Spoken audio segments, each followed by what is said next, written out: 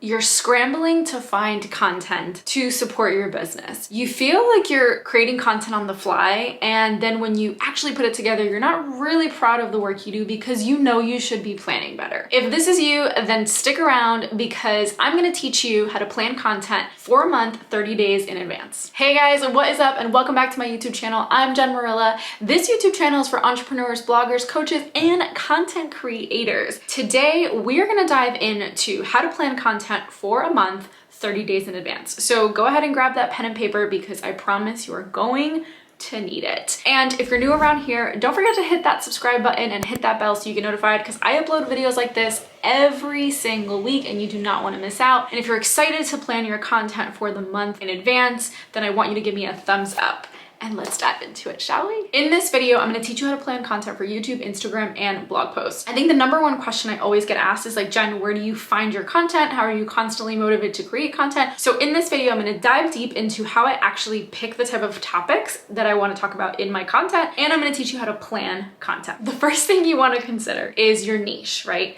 When you're finding content, when you're looking for content for your audience, you wanna stick to a very specific topic that you're talking about. And the reason why I say that is like, for example, for YouTube, I specifically talk about teachable content. Yes, I might throw in the occasional like how to, get rid of anxiety from social media or how to be motivated and inspired, but that rarely happens. The majority of my content is about Instagram, it's about being an entrepreneur, it's about planning, it's about scheduling, it's about building an online business. Like that's the foundation. That is what I call macro content. That is the kind of content that is really substantial. Like it represents my brand. So when you're planning your content, it's really good to consider like your macro content. Is it YouTube? Is it a blog post? Is it podcast? Like any of those three pillars is considered macro, right? So specifically for YouTube, when I'm looking for content, I do research, you guys. Something to really keep in mind is my Instagram audience is not the same as my YouTube audience. So I do ask my Instagram audience about videos that they want to see, but I don't really rely on that as much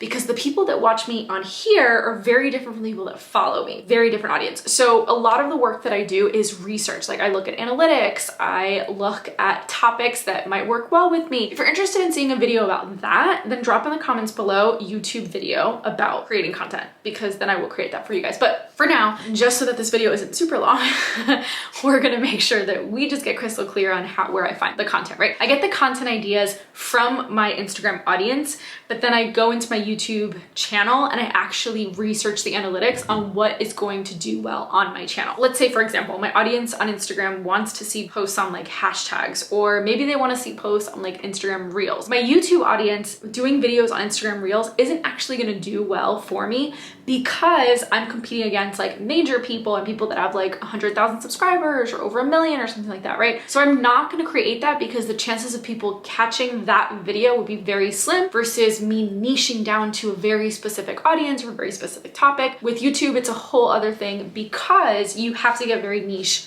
focused, right? With blog posts, where do I find my content for blog posts? That I do ask my Instagram audience to see what they want to hear more of, what they're interested in really learning more about. And I also use Pinterest. That's definitely my favorite. I use Pinterest to really find topics that I know my audience would really resonate. So for example, let's say I was going to do a blog post on like the 5 top things to do in New York City. I would look on Pinterest to see what's ranking and what's coming up when I type in that title to create that blog. It just makes it so much easier to create more content. And usually what happens is because I'm naturally a creative, I feel that like I can create one topic and then I already know like, oh, I know that they're gonna wanna look at this, I know they're gonna wanna look at that, etc. I think the most important thing to consider, you guys, when you are creating content is putting yourself in your audience's shoes. Like, what is it that they want from you? What is it that they would like to see? I do that a lot with YouTube. When I create content on YouTube, I create one pillar of it and then I start breaking it down, right? Like I know that I have this video now on how to plan your content, and I'm also giving you guys tips on where to find your content, right? Like how to actually create content. Then the next video I'm probably most likely going to create is when I actually create the content. Like what is the planning?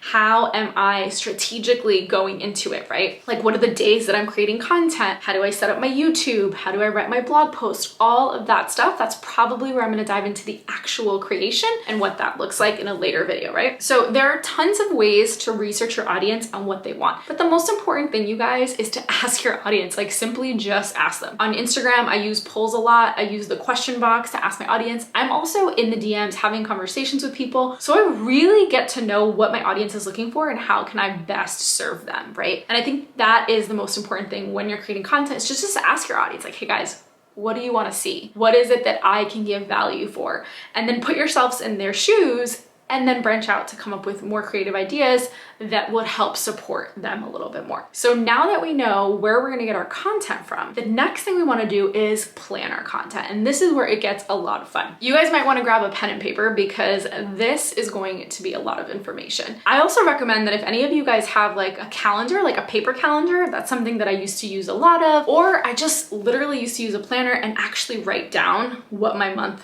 looks like. I still do it that way actually, is I actually have a planner and I write down exactly what my monthly content will look like, and then I translate it into Asana. And I'm gonna show you guys in just a little bit, but before we do that, I wanna just run over some housekeeping rules. First of all, I only plan content a month in advance. Like I don't do 6 months, I do 6 months of like launching, if I'm launching a product or service, like I will max out that. If I know I'm doing a new launch on a new course or a new mastermind, a new workshop or something, that is definitely planned well in advance, like between 6 to 12 months in advance. Like I know what's coming down the pipeline. But in terms of actual content, I only plan 30 days in advance. So with that being said, usually what I do is I block out at the end of the month a specific time just to work on my content. And it takes me anywhere between 2 to 3 hours to plan content and actually like create the content. Now, what I mean by that is I plan the content and then I only create it a week before in terms of Instagram posts and blog posts.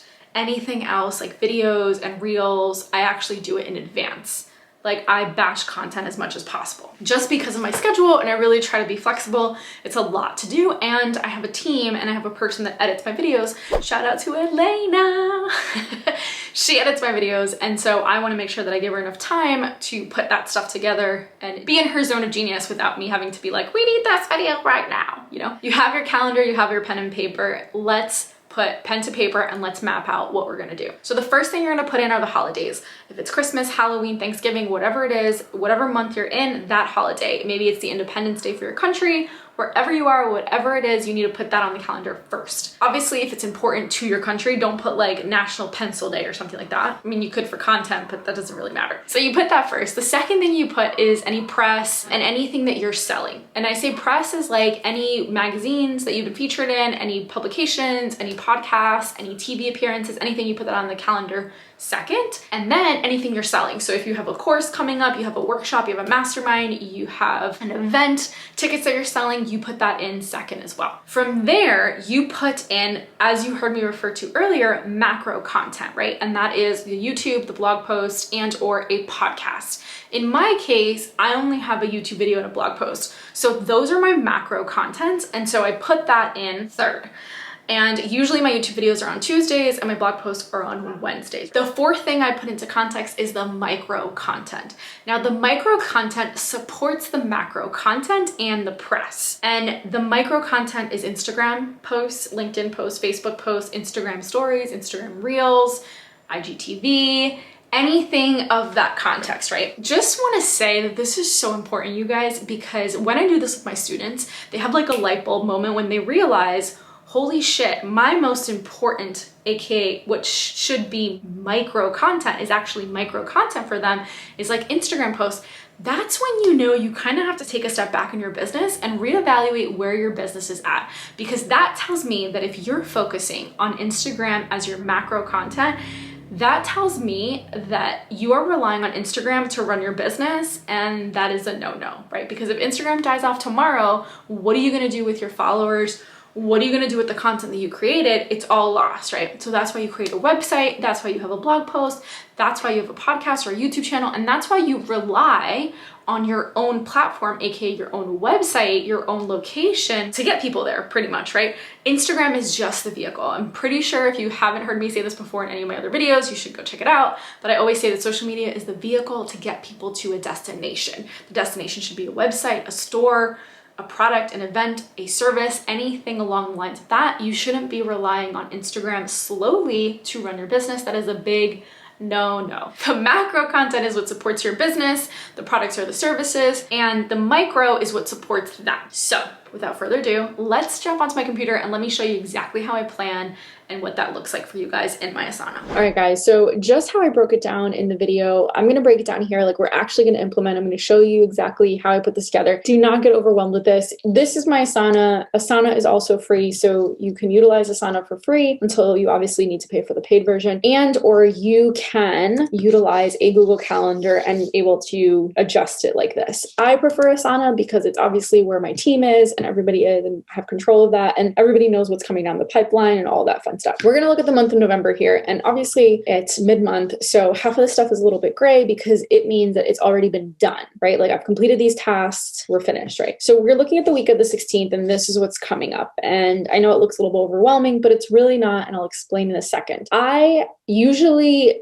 take time to, like, as I mentioned earlier, write stuff out in an actual planner or use my notebooks to take notes. And every single day on my to-do list, like, I will literally say everything that I need to say in my stories that's important and all that stuff. But utilizing a calendar really allows me to be able to see the macro and the micro content within my calendar and then substitute that to help support it and push the macro content. The way I start off planning my calendar is I automatically put in my holidays, right? So as you can see here, I have Thanksgiving, I have Black Friday, anything that's super important that I know is coming up. We have Cyber Monday down here. I put that in first. The second thing I do is then I put in any press or anything important that I have coming up. So in the very beginning of the month, I actually, oh, it's here and I didn't mark it, but I actually was speaking in a membership group, and that was at the 5th. So that means that on that Monday, that Tuesday, and that Wednesday, I was sharing in my stories, sending people to this membership site so that they can join to be part of that talk that I did. Any other press that you have, so any blog post features or any podcast features or any YouTube features, anything that you have that isn't specifically yours, but you're part of, is what I put in second, right? And then the third thing that I put in, which is obviously the most important thing, and I know most of you will be at this stage, is I put in my macro content, right? And so that's either a YouTube video, podcast, or blog post, right? In my case, I don't have a podcast, so it's just a YouTube video and my blog post. So my YouTube videos are all here and they drop on Tuesday mornings. So as you can see, they have them all here and they're labeled all the way down until the 22nd of December. I have that all planned out, right? And then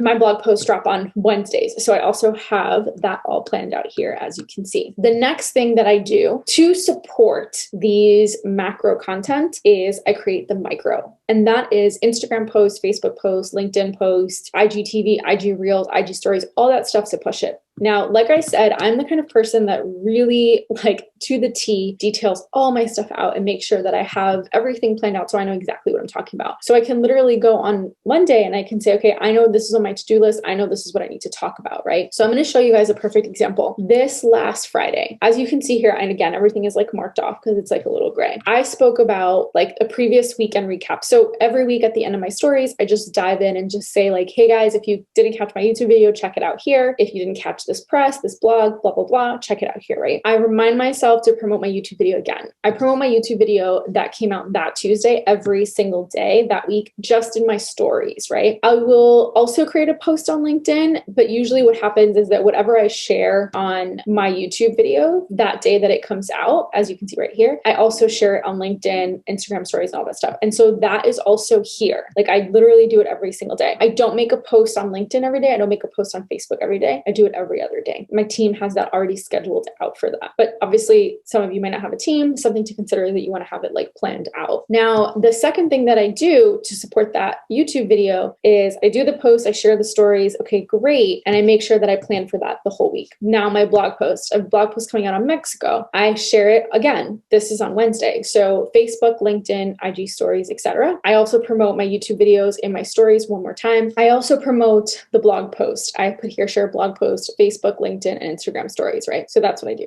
The next day, as you can see, I'm still reminding myself, I do Facebook Lives in my Facebook group every Monday. So I'm reminding people to join from Instagram. I have my YouTube video again that I share, and this is just for stories. Like, I won't share that on Facebook again or anything like that. And then I have my mastermind call. So I talk about that and I talk about my clients and all the experiences that they're having. And then this is an IGTV live that I jump into, right? So as you can see, this is literally how I plan my content a month in advance. Is is I put in, again, just to make it a lot more simpler, I put in the holidays first, then I put in any press or anything that's important. And then I jump in with the macro content first, and then I create the micro content that supports the macro content, right? Just to give you guys another really good example, the membership thing that I did on the 5th of November, I shared in my stories that Monday, Tuesday, Wednesday, and I created a post on Facebook as well on Tuesday and Wednesday to push people there.